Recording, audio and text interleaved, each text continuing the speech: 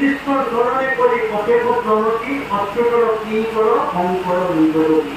গতিকে কৃষ্ণই নিজকে মানে শংকৰতে আহি তেওঁ কৃষ্ণৰ দাস কিংকৰ বুলি দায়িত্ব ভাৱেৰে প্ৰকাশ কৰিছে। মনত ৰাখিব দেই, আমি সদায় ভক্তি পথত কৰ্মপথত দায়িত্ব ভাৱটো থাকিব লাগিব। যাৰ অন্তৰৰ দায়িত্ব ভাৱ নাই তেওঁ সমাজৰ কেতিয়াও প্ৰিয় হ'ব নোৱাৰে।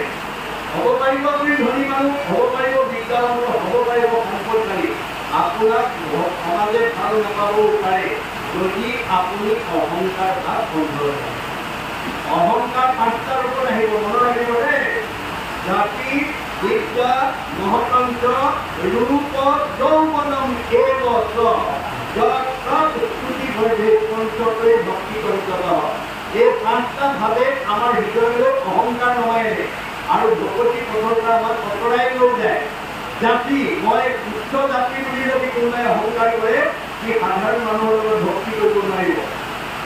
বিদ্যা, মই গাঁওখনৰ ভিতৰত আটাইতকৈ ডিগ্ৰীধাৰী, পুথিগত ডিগ্ৰী মুক্ত আৰু কাৰো নাই, এই বুলি যদি পুথিগত ডিগ্ৰীক লৈ পেলাই কোনোবাই যদি অহংকাৰ কৰে তেওঁ সাধাৰণ মানুহৰ লগত ভক্তি কৰিব নোৱাৰে। মহতন্ত্ৰ, গাঁওখনৰ ভিতৰত মুক্ত ধনী মানুহ আৰু কোনো নাই, এই বুলি যদি পাৰ্থিৱ সম্পদক লৈ কোনোবাই অহংকাৰ কৰে সেইটো মানুহ সাধাৰণ মানুহৰ লগত ভক্তি কৰিব নোৱাৰিব। ৰূপ, চেহেৰা ভাল হ'লেও কিছুমান মানুহ বগা চগা ধুনীয়া হ'লে ক'লা মানুহৰ ফালে নাচাই নামাতে।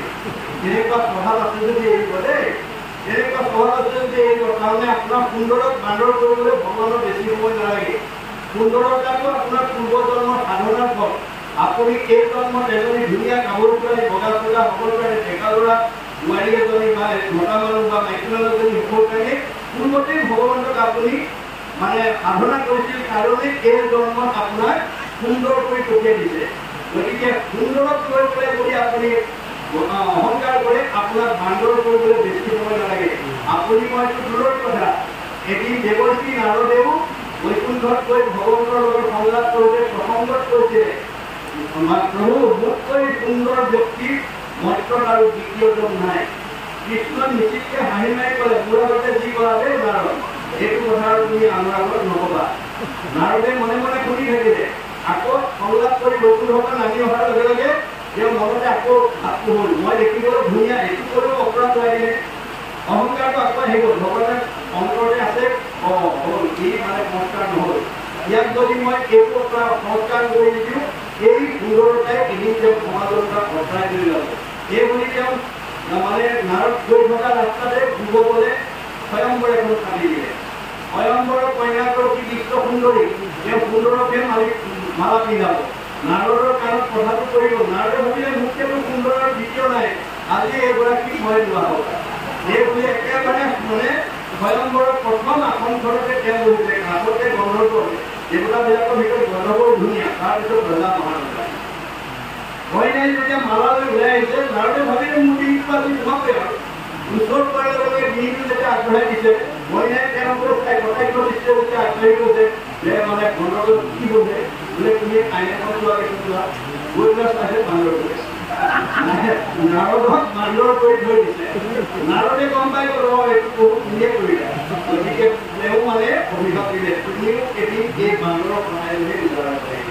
গতিকে সেইকাৰণে ভকতৰ অভিশাপক তেতিয়া যুগত ৰাম অৱতাৰত বান্দৰৰ প্ৰণালীও বিকাৰ উদ্ধাৰ কৰিব লাগে। এইবোৰ কাহিনী উপকাহিনী। ইয়াৰ মাজেদি আমাক কিছুমান নীতি শিক্ষা দি আছে। অৰ্থাৎ আমি যাতে বিনাশী ধন টকা পইচা গাড়ী মটৰ টকা ঘৰ দুৱাৰ চুলি চেহেৰা বিদ্যাক লৈ আমি যাতে কোনোদিন অহংকাৰ কৰিব লগা নহয়। অহংকাৰ কৰিব পাৰিব কিন্তু আপোনাৰ পতন হ'ব। পতন হ'ব। পতন হ'বলৈ বেছি দিন নালাগে। আপুনি মানুহ কোন? ভগৱন্তৰ বাহন গৰু পক্ষীয়ে এদিন মনতে অহংকাৰ কৰিছিলে, কি বুলি, মোতকৈ বলৱান প্ৰাণী পৃথিৱীত আৰু দ্বিতীয়জন নাই, মোৰ পিঠিত নুঠিলে ভগৱন্তৰ কিনো যাব।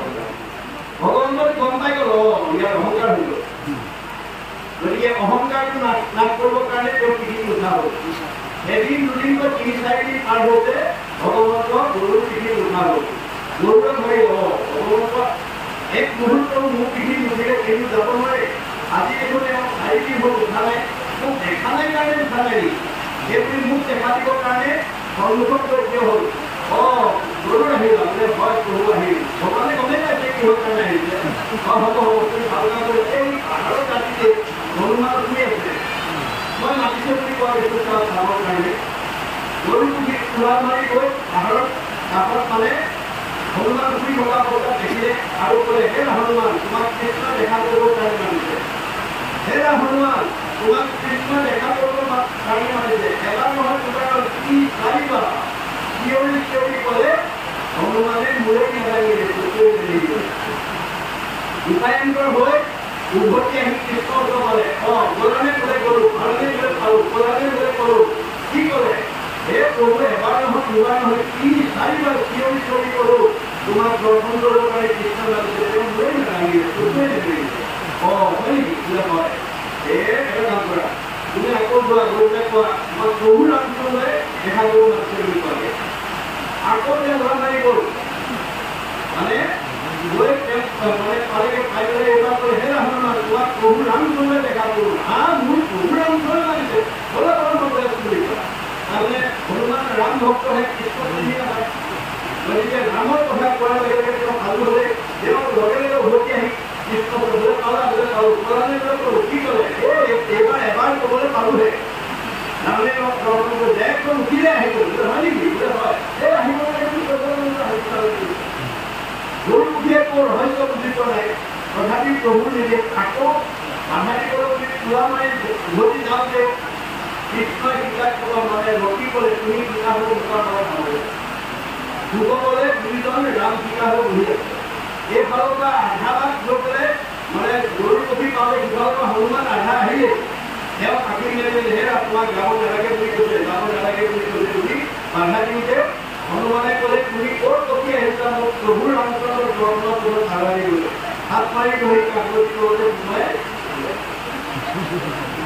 আহি প্ৰভুৰ পালি হনুমান আহিলা বোলে হয় আহিলে বৰ ভাল কাম কৰিলা বহুত দিন তোমাক দেখা নাই কাৰণে চাবলৈ মাতিলোঁ তোমাক আজি দেখা পাই ভাল লাগিব পিছে কাগজী লগত হেৰি কি আহিছা এই বোলে প্ৰভু বহুত প্ৰতি যাম তোমাক দৰ্শনৰ পথত কৰোঁতে বাধা দিয়ে বোলে কাৰণে ধৰি কাগজ কৰোঁতে সোমাই দিলে হ'ব বুলি আহিছে নাই প্ৰভুৰ নিৰ্দেশনা যেতিয়া এৰিছে তেতিয়া গৰু পুঠে গা মূৰ ঢুকাই ভাবিছিলে মোক গৰু বলৱান থাকিলে তেনেহে কথা নাই তেওঁ প্ৰথমতে নিজকে বলৱান কৰি জানিছিল গতিকে অহংকাৰে যে আমাৰ জীৱনলৈ পতন আনে এই কথা জানি আমি কোনো বিষয়ক লৈ যাতে অহংকাৰ কৰিব লগা নহয় সেইবিলাকে আমাক মংগলাচৰণৰ মাজেদি আমাক নীতি শিক্ষা আৰু আধ্যাত্মিক শিক্ষা দিছে এতিয়া ভাগৱত ধৰ্ম প্ৰথম আমাক ধৰণে গতিকে পৰৱৰ্তী পদৰ দ্বাৰা আমাক কি ক'ব বিচাৰিছে আমি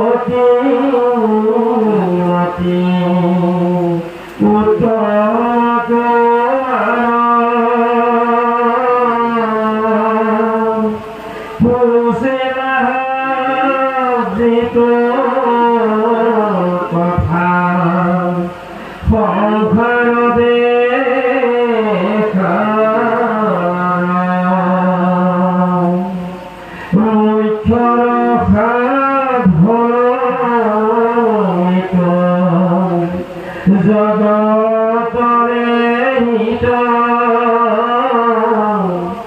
লোভিলে মুকুতি জিত তাহার বাসি নাহি জানো গতি ভারত করে নিতে বনি বিশ্ব জয়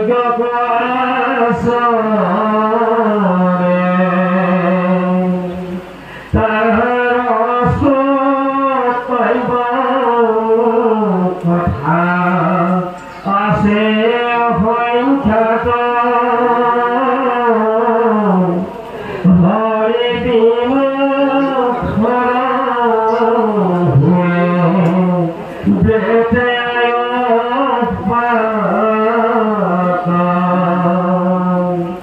দিন ভৈলে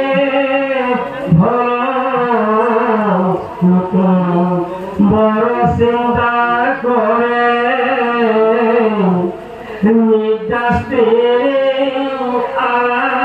আতেরা তীর আয় মিশা বিপয়ত করে অভিলাষ সেই তোরে দেখে মারে